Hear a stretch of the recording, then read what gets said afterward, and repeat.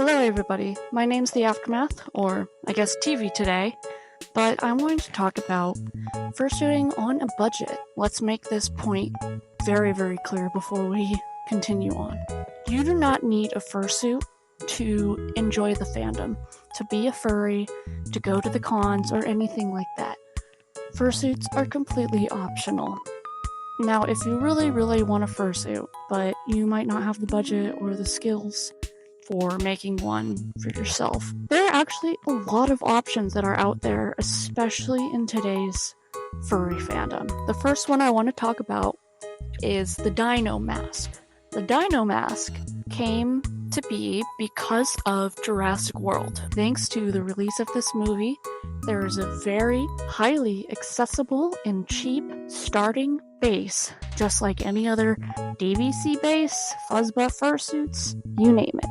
This mask comes in at about anywhere from $20 to $40 to have pretty much a mask with a moving jaw and eyes that are ready to either have 3D moving eyes, follow me eyes as they're also called, or even just 2D eyes. Don't let the name Dino Mask bring you down. I've seen many people get creative with the kind of species that they create with dino masks. You can be whatever you want. With a little bit of foam, clay, and some paint, the possibilities are endless. The customization of these masks is incredible. I've seen people do 3-headed masks. I've seen people fully fur and fleece bases like any other standard fursuit base. There's so much you can do with a dino mask. The next option that you have is the paper fursuit. Back in the day, there was a lot of stigma around paper fursuits, cardboard fursuits, because of the fact that they tend to mold. Any sort of craft and costume that you wear where it is absorbing moisture will cause mold. Goes for even the most expensive of fursuits or the cheapest of fursuits. It doesn't matter.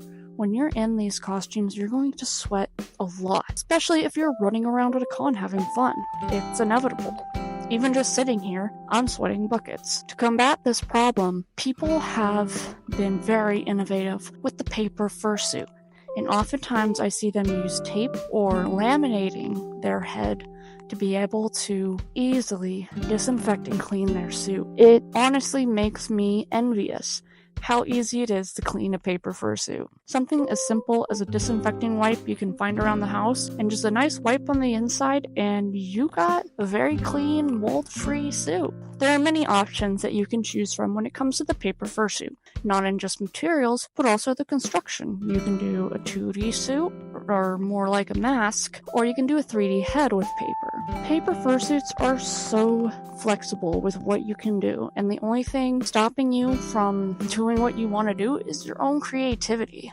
Paper fursuits, there really isn't a crazy price tag on it, as they're just things you can find around the house. Markers, crayons, colored pencils, paper, construction paper, cardboard, some tape, packaging tape, duct tape. There's a lot of easily accessible materials that you can get a really cool paper fursuit head made. And it doesn't stop at just the fursuit head. I've seen people do paws. I've seen people do tails as well. Paper fursuits also, with using, say, scotch tape, can change their expressions of their heads, from changing different eyes, changing the eyelids, even changing mouths.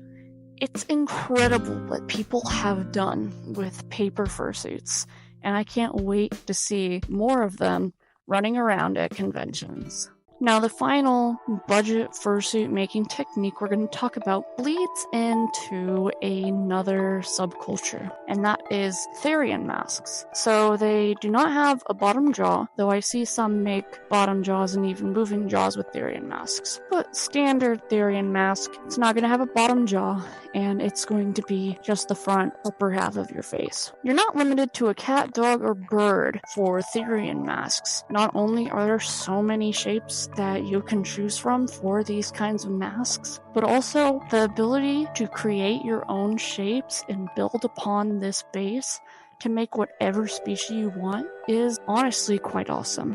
Another thing about the Thean Mask is that you can put in your own eyes with a mesh or fabric or whatever you may choose. But you can also use your own eyes. So Thean masks are probably going to have the best vision out of any of these options here. Thean masks are also very budget friendly. I'd say this is the second cheapest of the 3 options we have today, since you only need a little bit of fur or a little bit of fleece or some paint. You really can customize it with whatever material that you want. So you can make a really pretty mask for very, very cheap. I've seen so many very gorgeous Thean masks, and there's even a lot of Thean masks and Dino Masks and paper fursuits available on sites like Etsy and stuff too.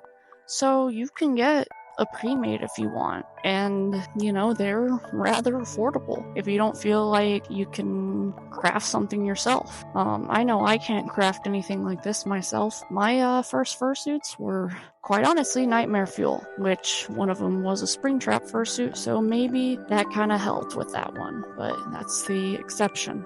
Don't ever limit yourself because of your budget or your skill set or anything like that. I want to see the next craziest thing that someone does with a Dino Mask or a Thean Mask or a paper fursuit. Seeing in the last few years the fandom grow and get a lot of new furs and younger furs, seeing what they have done given limitations, whatever they may be, is absolutely incredible. I am shocked by the creativity that people still bring into this fandom.